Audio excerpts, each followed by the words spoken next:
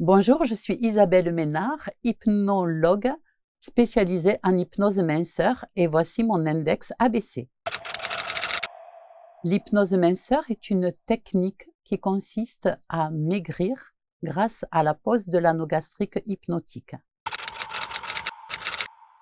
Peuvent faire appel à moi des hommes et des femmes adultes pour justement perdre du poids et atteindre leur poids de forme sereinement. Les 3 mots qui me caractérisent le mieux sont le mot écoute, empathie, habileté.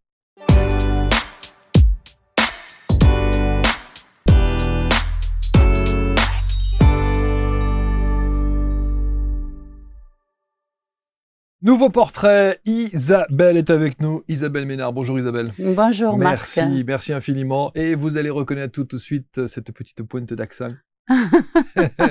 de ce fameux sud-ouest. C'est ça. Évidemment, Toulouse. De Toulouse. De la ville rose. Merci d'être là, merci d'avoir fait le déplacement et merci de vous confier. Votre titre est très simple, hypnologue.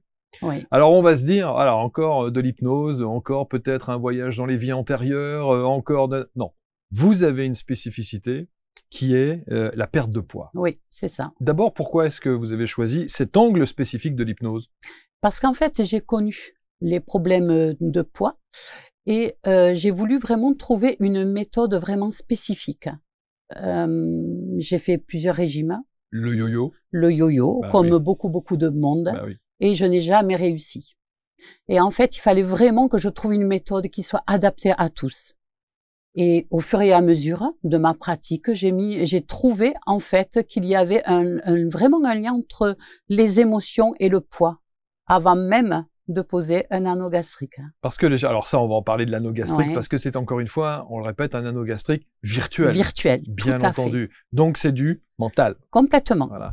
Et ça veut dire que vous considérez que la très grande majorité des problèmes de poids sont dus avant tout à un problème psychologique? Pour moi, oui.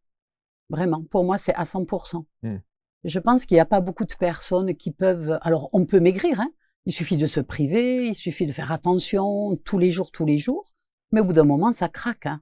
Les personnes que je reçois, souvent, elles ont des problèmes de comportement. Soit elles mangent trop, soit elles sont stressées et que ça crée en fait une prise de poids, tout simplement. Donc c'est ce qu'on appelle familièrement la fameuse bouffe émotionnelle. Complètement. Voilà. Est-ce que vous avez identifié ce problème d'émotion dans votre cas spécifique de Oui, l'époque? tout à fait. C'est vrai? Tout à fait. Oui, moi, les problèmes de poids, je les ai connus assez tôt, en fait. Alors, au départ, je suis une personne qui bégait. Le bégaiement a été pour moi difficile. Et je crois sincèrement qu'il y a eu des moments où c'est que j'ai pu bouffer le bégaiement aussi, finalement. Okay. Et donc, je mangeais plus que de raison. Et il a fallu vraiment que je travaille toute cette partie-là pour que je puisse aussi régler mon problème alimentaire. Ah, donc vous avez commencé par traiter la problématique du bégaiement? Complètement. Ah d'accord. Complètement. Et vous avez pu identifier le problème de ce bégaiement? D'où venait Oui, le problème du bégaiement venait d'une enfance difficile. D'accord. Où c'est que ça a été particulièrement douloureux. Okay. Et en fait, d'après ce que l'on m'a dit, à 6 ans, j'ai commencé à bégayer. D'accord. Et le bégaiement a été de plus en plus fort. Et il a fallu vraiment, ça a été un peu mon cheval de bataille, en fait, où il fallait vraiment que je m'en sorte. Ouais. Et parce que j'adore parler, parce que je voulais faire ce métier, et il fallait que je sorte d'abord du bégaiement. C'est pour ça que les problèmes de poids sont venus finalement après, pour que vraiment que je m'intéresse. Ouais. Au départ, toute ma thérapie a été en lien avec le bégaiement. Ah oui. Même les formations. Tout le temps. Je revenais sur ça. Ouais. Et puis, ce bégaiement a été libéré. Aujourd'hui, j'ai la parole fluide. Ah oui. Vraiment. D'ailleurs, on n'a pas du tout le sentiment que vous êtes une ancienne bègue. Hein. C'est ça, pas tout à fait. Et puis j'avais toujours quand même des problèmes de poids. Ouais. Et il fallait que je trouve une autre solution. Et la solution, j'ai trouvé au fur et à mesure de mon observation, déjà. De m'observer, qu'est-ce qui a fait qu'à un moment, j'ai pu maigrir sans forcément arriver à maintenir un régime. Et c'est comme ça que j'ai trouvé, en fait, certains éléments clés que je propose aujourd'hui. D'accord. En fait. On va voir votre parcours de vie, parce que ça, c'est évidemment essentiel. Et on va voir cette notion d'anneau gastrique virtuel, qui est absolument... c'est incroyable, parce que l'anneau gastrique, médicalement parlant, a existé. Complètement. Hein, il y avait des opérations pour cela, hein, oui, qu'on ne fait plus maintenant. On n'en fait plus. Non. Et qu'on a solutionné avec d'autres méthodes comme la sleeve ou le bypass, mais qui sont évidemment des choses complètement différentes. Oui. Donc vous avez parlé effectivement de cette enfance un peu particulière et douloureuse, et puis vous grandissez comme ça, avec donc des mots, avec des émotions que vous ne gérez peut-être pas. Oui, c'est ça, hein, tout à fait. Et à quel moment il y a véritablement cette prise de conscience qui vous dit que vous devez d'abord vous prendre en main pour régler ce problème de bégaiement? Oh, je crois que le bégaiement, j'ai dû commencer vers les 24-25 ans. Ouais, ce qui est tard. Ce qui est tard. Je me souviens que je suis allée voir un orthophoniste et la bête noire, en fait, c'était le téléphone. Ah oui. Alors pour beaucoup, hein, c'est vraiment une bête noire. Et quand il m'a dit on va téléphoner un jour, je suis partie. Ah ben oui. Je suis partie en courant. Et puis le bégaiement, il m'empêchait de vivre en fait. Hein. Il m'empêchait d'avoir un travail, celui que je voulais, puisqu'on m'a enlevé des points au baccalauréat. On m'a interdit la faculté à un moment donné de ma vie. Et donc en fait, vous savez, je crois que dans la vie, on a tout le temps deux choix. On en a deux chemins, et je l'ai pris, hein, j'ai pris le chemin de la pauvre victime, voilà, je suis une personne qui bégaye, j'y arriverai pas, etc. Mais il y avait tout le temps une force à l'intérieur de moi qui me disait, il faut trouver une solution pour ça aussi. Et c'est vraiment toutes les formations que j'ai faites. Alors, et l'hypnose, pardon, je vous coupe, mais l'hypnose, à un moment donné, ce n'était pas possible pour moi que je puisse accompagner. Avec l'hypnose. Dans ma tête, c'était pas possible. En tout cas, tant que vous aviez cette problématique de bégaiement, vous ne pouviez pas. Oui, puis imaginer, et ça a été en formation que des gens m'ont dit, waouh, mais t'as la voix de l'hypnose. Et je ne pouvais pas les croire. Et je ne pouvais pas les croire. Alors, en tout cas, avant d'être hypnologue, vous avez une première partie de vie qui n'a rien à voir. Hein. Qui n'a rien à voir du tout, puisque au départ, je suis auxiliaire puéricultrice. Et j'ai travaillé donc pendant 15 ans en crèche, entre autres. Et à l'hôpital. Et à l'hôpital aussi. Au service maternité. Au service maternité. Pendant 15 ans. Pendant 15 ans. Et est-ce que vous faites partie aussi de ces thérapeutes qui, à un moment donné, se disent, voilà, c'est plus pour moi, le service hospitalier, c'est trop compliqué. Qu'est-ce qui a fait que vous bifurquiez encore une fois? Je crois que ce qui a fait que peut-être l'ambition. L'ambition de vouloir vraiment atteindre ce que je voulais atteindre au départ, c'est-à-dire être thérapeute, puisqu'au départ, je voulais être plus jeune psychiatre. Donc, il y a tout le temps eu ce lien, j'avais tout le temps envie de venir en aide aux gens. Et je crois que ça a été plus fort. Et cette envie de vraiment me dire, il faut que j'y arrive, en fait. Donc, vous vous formez? Donc, je me suis formée énormément. J'ai fait beaucoup de formations. Et puis, je rencontre l'hypnose, ericksonienne, humaniste, dernièrement spirituelle aussi. Et je me rends compte que c'est un très, très bel outil. Vraiment. Et entre, évidemment, pratiquer, expérimenter, apprendre, et le fait de se dire, allez, maintenant, je vais ouvrir un cabinet et je vais proposer une hypnose dans cet angle-là spécifique, il y a quand même un monde encore à atteindre. Tout à fait. Comment vous franchissez ça? Alors au départ, je le franchis pas. Au départ, j'ai mes diplômes en poche et je fais rien parce que j'ai peur. J'ai peur et puis je me dis je vais pas y arriver. Je suis vraiment en manque de confiance totale. Et puis je me dis j'en ai marre quoi. Je mets de l'argent dehors parce que j'en fais rien. Et je fais une autre formation et là je me dis ça suffit.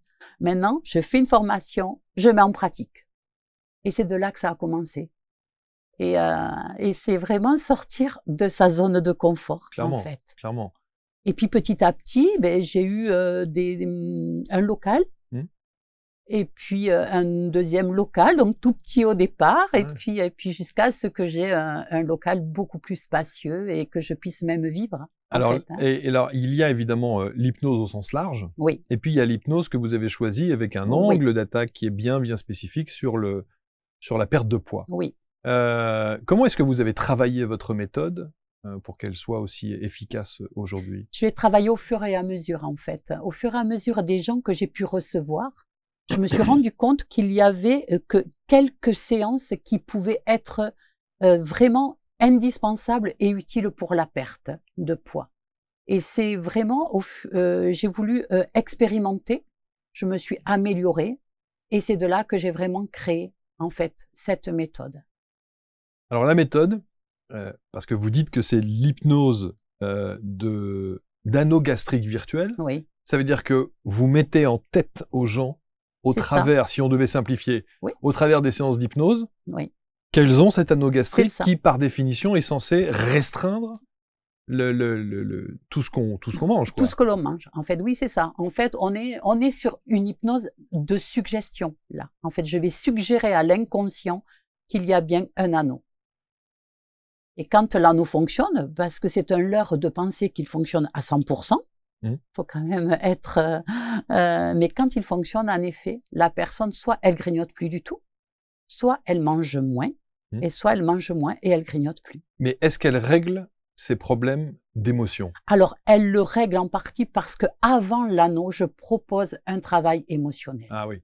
C'est pour cela. Il y a un accompagnement au départ qui est essentiel. Oui, parce qu'au départ, en fait, j'ai suivi les protocoles. En fait, hein, au départ, je recevais du monde, je posais un anneau, j'avais, mais zéro résultat, zéro. Et en fait, je me suis dit, qu'est-ce qui fait qu'on nous propose une hypnose qui peut normalement fonctionner et pourquoi ça fonctionne pas? Ouais. Et c'est de là, en fait, que je me suis penchée sur ça. Et je me suis dit, c'est pas possible, il doit y avoir autre chose à faire. Ouais. Donc, vous avez amélioré le protocole?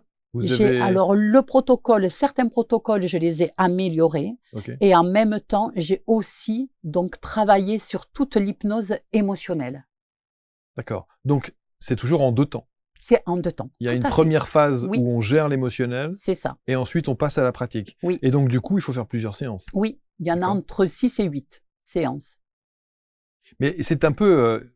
si on devait faire un parallèle notamment avec le fait d'arrêter de fumer, il y a des séances d'hypnose qui permettent d'arrêter de fumer. Tout à fait. Donc ça veut dire que c'est le même principe, suggérer encore une fois le dégoût du tabac, l'arrêt du tabac ou des choses comme ça? Alors il y a des hypnothérapeutes où c'est qu'on arrête en une séance. Ouais. Mais comme je dis, en fait, on ne peut pas le comparer pour moi, dans le sens où c'est qu'on ne naît pas sur cette terre avec une cigarette à la bouche. Que la nourriture, elle a une autre valeur. On arrive, on a besoin de manger, on a besoin d'être nourri. Et en fonction de comment nous avons été déjà nourris in utero, on peut arriver avec une certaine problématique. Donc c'est pas un anneau. On pose un anneau, ça y est, peut-être qu'il y en a. Mais c'est tellement peu, en fait. Ouais. Et pour moi, c'est important que le maximum de personnes puissent maigrir. Ouais. Pas qu'une personne sur je ne sais combien. Et aujourd'hui, ça marche. Aujourd'hui, ça marche. Bon, et vous allez nous raconter tout à l'heure, parce que vous savez que dans l'index, on aime bien que ceux et celles qui s'installent ici et qui racontent leur parcours de vie puissent nous raconter une histoire, un cas qui vous a profondément marqué, quelque chose, un avant-après. Voilà, une perte de poids que vous avez pu voir sur la... Mais revenons un petit peu à cette histoire de protocole qui est quand même assez étonnant. Première partie, on gère les émotions, toujours par le biais de l'hypnose. Oui. Donc ça veut dire que sur cette partie-là, vous allez rechercher, remonter...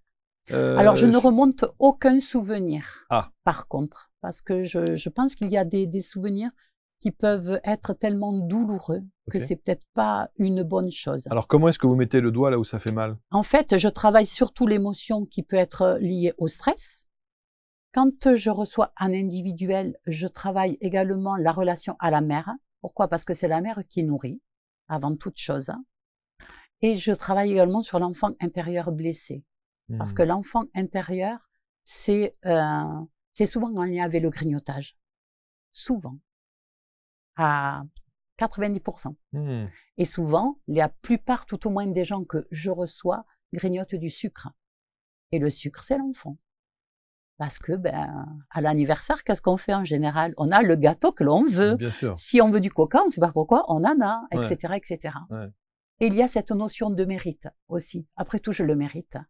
Hein, les gens rentrent du boulot, ils sont des fois exténués et ils ont besoin de mettre quelque chose à la bouche. Ouais. Et derrière, au plus profond, en fait, dans l'inconscient, il y a « après tout, je le mérite. Après la journée que j'ai passée, faut bien que je me fasse du bien. » Mais on peut se dire ça aussi. Et on peut se dire ça. On a le droit de se dire, oui, après tout, je le mérite. Complètement. Hein. On n'est peut-être pas obligé de manger du sucre. C'est ça. Hein, mais entre prendre un petit truc et prendre un paquet, c'est ça, surtout. Hein. Donc, le travail émotionnel essentiel avant toute chose. Oui. Est-ce que vous rentrez directement dans le vif du sujet via l'hypnose pour travailler cette dimension émotionnelle, ou est-ce que c'est une discussion et presque une séance de psy? Oui, alors la première séance, en fait, j'écoute beaucoup l'histoire. Eh oui. Et puis, j'aime beaucoup faire du lien, en fait, entre certains éléments, entre, par exemple, l'histoire de la personne et la généalogie, ou entre un comportement, une émotion. Et j'ai besoin de ça. Eh oui. Et ça vous donne une trame. Complètement. Eh oui. Et ça me donne surtout de me dire par où je peux passer, comme je leur dis, pour mieux les accompagner et leur permettre, je le souhaite tout au moins, d'atteindre leur objectif. Ouais, l'objectif. Alors donc, phase émotionnelle. Ouais.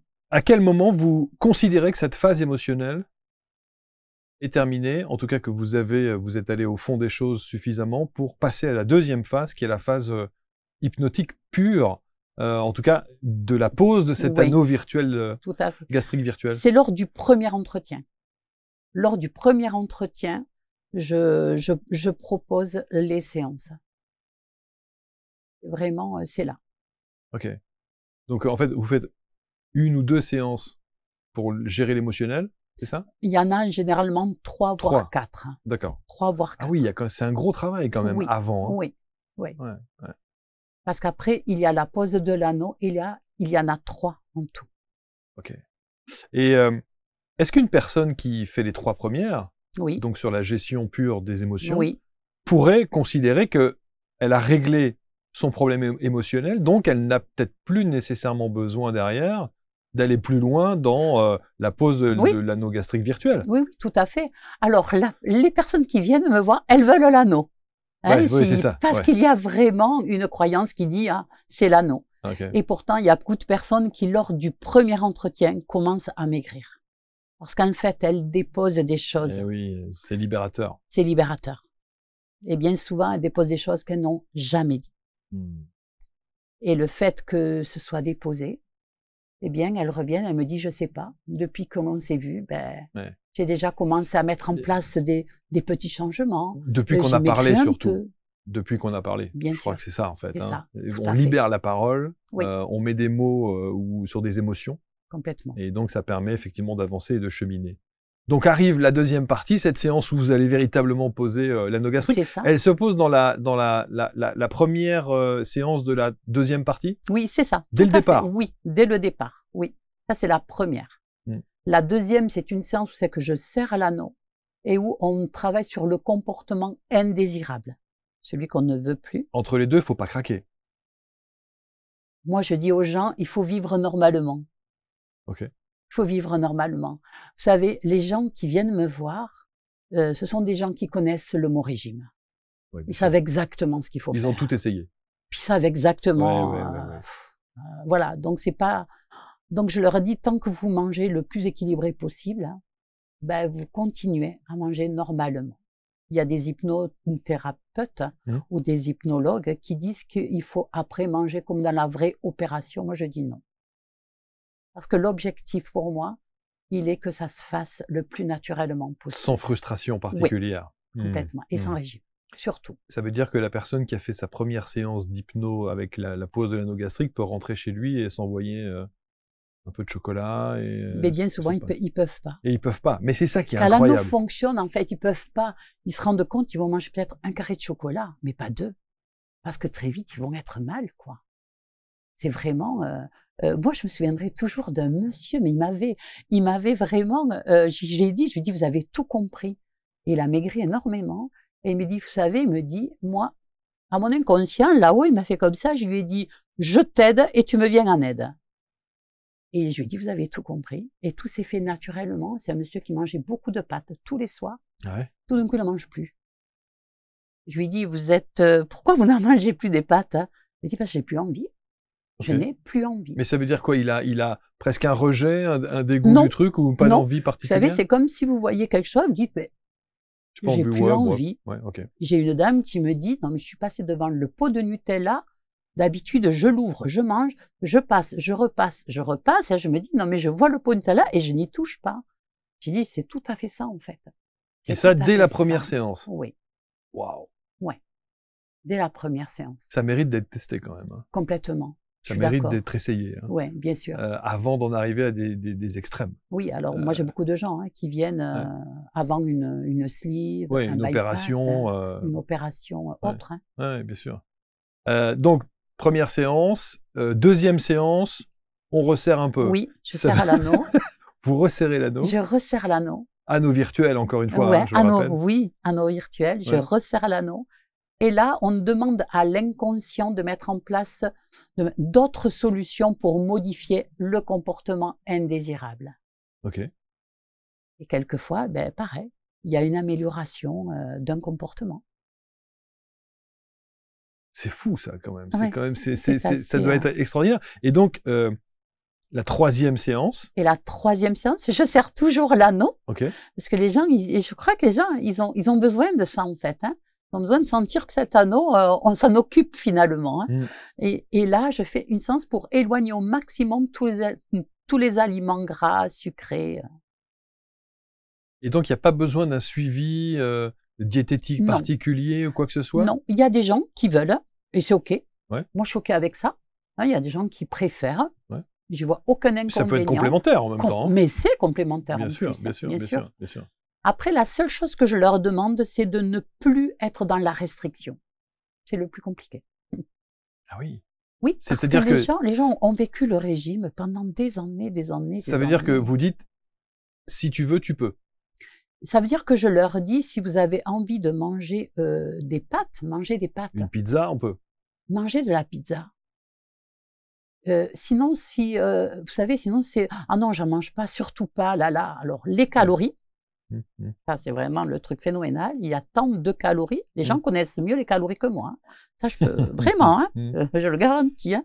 Soit les gens disent ah là, et ça fait grossir. Ouais. Donc tout ça, ça crée des croyances en fait. Hein.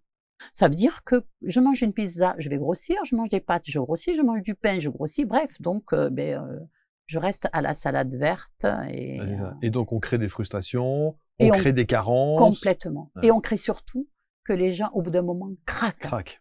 Et qu'est-ce que ça crée de craquer? Je n'ai plus confiance en moi. Je n'ai plus de volonté. Et voilà. Et donc, j'y arriverai pas.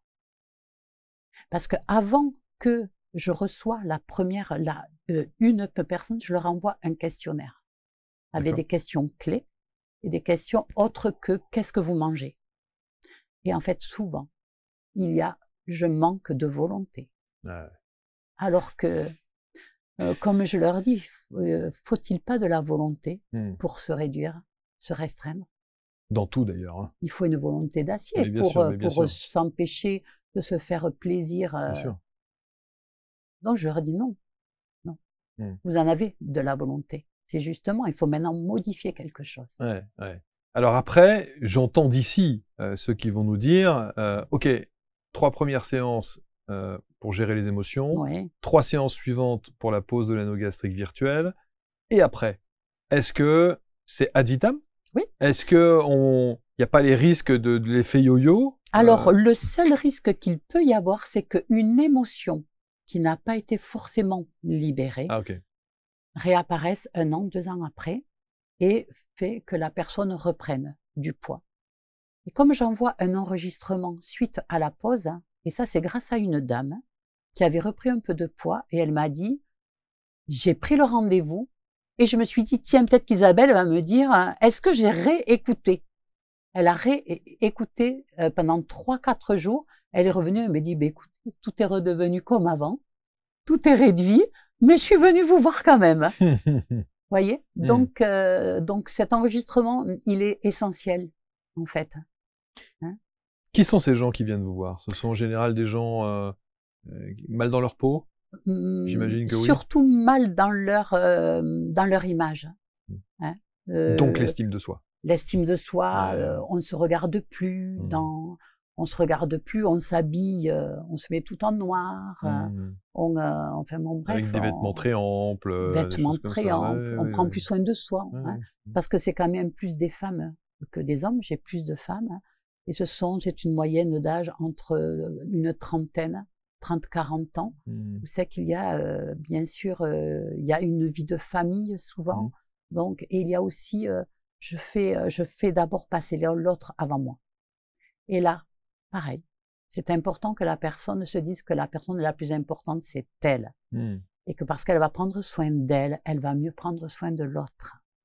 Parce que si demain, elle est alitée, elle ne pourra pas prendre soin de l'autre. C'est sûr. Quid du génétique? Il y a peut-être des gens qui pourraient vous dire non, mais moi, de toute façon, j'ai pris du poids non pas parce que c'est de l'alimentation, mais parce que dans ma famille, c'est comme ça et c'est génétique. Oui. On peut régler ça aussi? Alors, je suis en train, justement, de travailler, l'expérimenter. De l'expérimenter, parce que je m'intéresse beaucoup à la généalogie et je pense qu'il peut y avoir du lien avec, justement, avec peut-être... le transgénérationnel. Le transgénérationnel. Ouais. Peut-être après les vies passées, puisque je m'intéresse aussi à ça. Donc voilà, donc je suis en train d'expérimenter et de regarder de ce côté-là.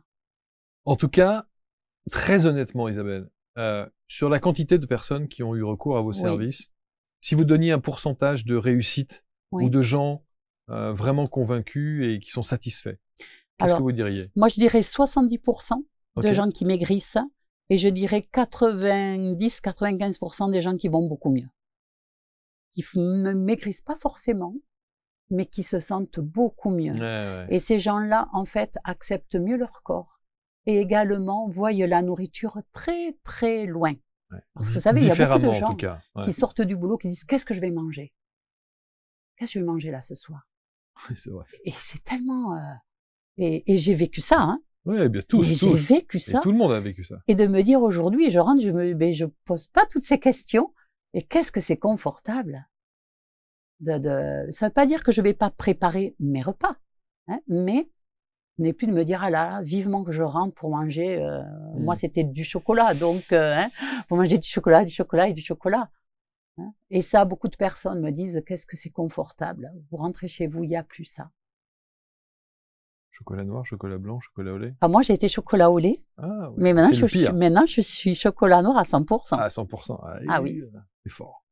C'est fort, mais j'en ai trouvé qui c'est vraiment excellent. C'est vrai. C'est bien. Non, mais c'est vraiment intriguant et je me dis qu'effectivement, au-delà du fait que, quel que soit le résultat, ça se tente. Complètement. Ça se tente et puis je crois que au-delà du poids, c'est de se dire mais si je peux être mieux. Mais oui, l'estime de soi. Mais si je peux aller mieux. Bien sûr. Si je peux finalement accueillir mon corps. Accepter. Oui, l'accepter. Moi, je dis l'accueillir parce que si je l'accueille, je l'accepte en fait. Ça veut dire que ce corps-là, il fait partie de moi et je peux lui trouver aussi de la beauté. Ouais. Est-ce que vous avez fait des séances d'auto-hypnose pour vous? Alors moi, j'ai beaucoup travaillé... Quand vous aviez cette problématique de poids à l'époque? Alors la problématique de poids, moi, je l'ai travaillée surtout en EFT toute seule. Okay. C'est un outil que j'aime beaucoup et qui a été pour moi très facile. Parce que je pouvais le faire à tout moment. Je pouvais prendre 2-3 minutes, tapoter, faire quelque chose. Mais c'est passionnant. Une histoire, vous avez une anecdote, une situation que vous avez vécue avec vos clients, par exemple, quelque chose qui vous a profondément marqué, où vous avez rencontré une métamorphose incroyable de quelqu'un qui, suite à votre séance d'hypnose et votre accompagnement hypnotique, a changé complètement sa vie? Alors, j'ai une dame qui... alors, pour la petite histoire, moi, je ne vois pas les personnes à la fin. J'ai une dame qui a maigri de 30 kilos. Juste avec les séances? Avec les séances. Wow. Et cette dame, en fait, quand elle est venue, bon, bref, elle avait une vie assez... comment dire? Triste. Plate. Hein? Et puis, je lui fais quelques séances, je lui pose l'anneau. Quand on se quitte, elle est à moins 15 kilos, il me semble, de mémoire. Et elle continue, en fait, sa route. Elle continue. Et c'est lorsqu'en fait, j'ai voulu lui demander une photo avant-après, ouais. Pour mettre sur mon site, que j'ai été absolument scotchée de voir la métamorphose, déjà au niveau physique. Elle m'a mis un message, vous savez qu'elle me disait à quel point elle était ravie, radieuse. Elle est repartie dans un autre département. Elle a rencontré quelqu'un. Enfin, il y a eu vraiment quelque chose de très très beau. Et elle n'a fait que suivre les séances d'hypnose que vous préconisez. Oui, tout à fait. Waouh. Et est-ce que cet anneau gastrique virtuel, il faut entre guillemets l'entretenir?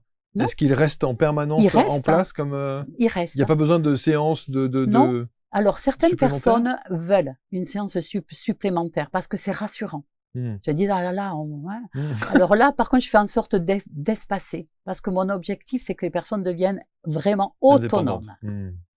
Faut pas dépendre de moi. Ça, surtout pas. Mais vous vous rendez compte à quel point vous changez la vie des gens? Oui.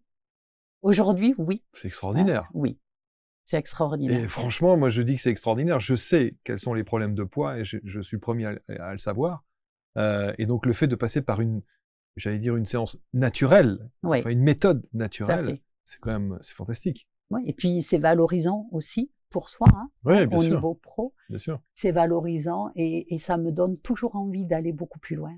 Je veux dire, il y a ces 30% de personnes, je me dis, il y a peut-être... Qu'est-ce qui manque? Qu'est-ce qui manque? Qu'est-ce qu'il faut? Quelle est la petite valeur ajoutée qui va transformer ce pourcentage? Qui peut peut-être encore refaire quelque chose.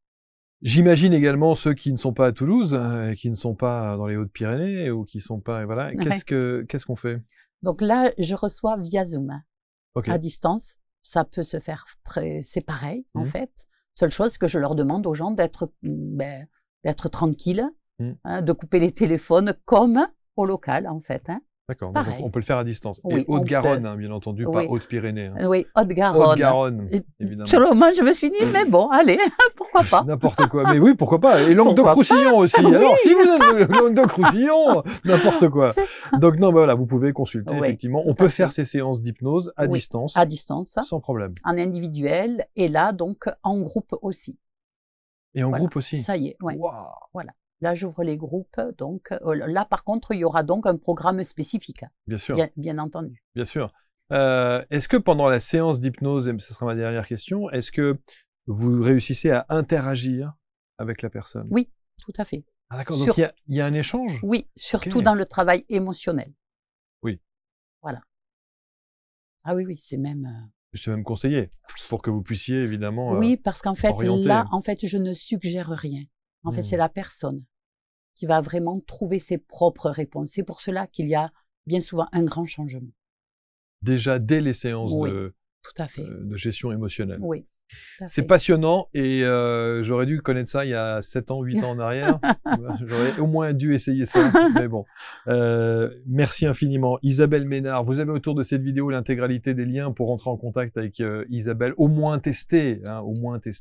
Déjà, ne serait-ce que la gestion des émotions. Oui. Déjà, si on peut régler certaines émotions qui nous engagent ensuite dans cette spirale infernale de la bouffe émotionnelle, comme on dit, c'est déjà bien.